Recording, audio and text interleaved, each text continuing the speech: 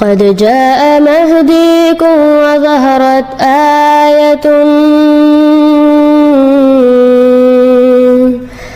فاسعوا بصدق القلب يا فتيان.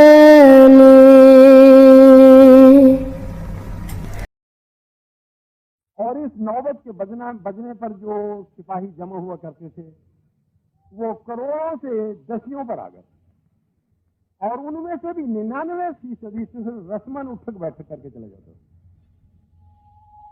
تب اس نوبت خانے کی آواز کا روک جاتا رہا. اسلام کا سایہ کھینچنے لگ گیا، خدا کی حکومت پھر آسمان پر چلی گئی اور دنیا پھر شیطان کے قبضے میں دے دی گئی. اب خدا کی غیرت پھر جوش میں آئی ہے، اور تم کو خدا تعالیٰ نے پھر اس نوبت خانے کی خدمت شروع کی ہے.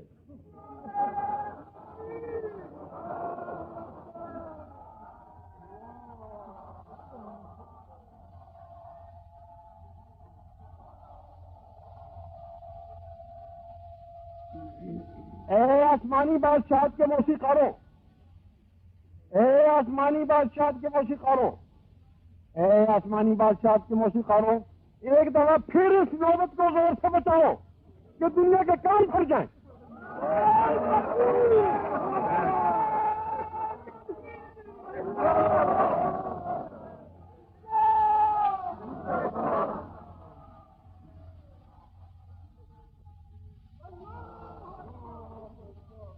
ایک دفعہ پھر اپنے دل کے خون اس کرے نامے میں بھر دو.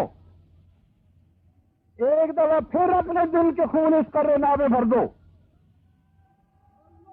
کہ عرش کے پاؤں بھی لرز جائیں.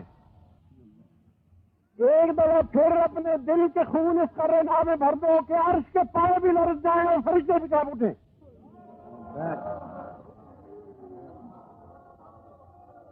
تاکہ تمہاری دردناک آوازوں اور تمہارے نعرے تکبیر اور تمہارے نعرے شہادت توحید کی وجہ سے خدا تعالیٰ آسمان سے زمین پر آ جائے اور پھر خدا کی بادشاہت زمین پر قائم ہو.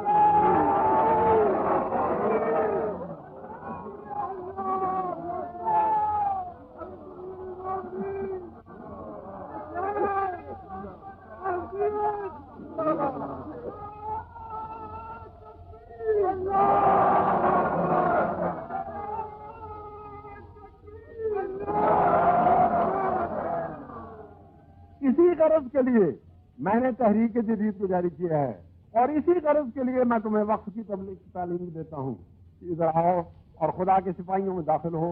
محمد رسول اللہ صلی اللہ علیہ وسلم کا تخت آج مسیح نے چھینا ہوا ہے.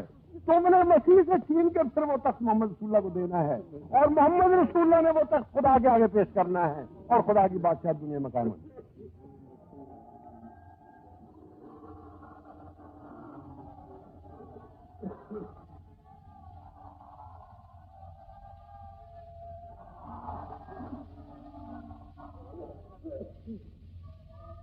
بس میری سنو اور میری بات کے پیچھے چلو کہ میں جو کچھ کہہ رہا ہوں وہ خدا کہہ رہا ہے.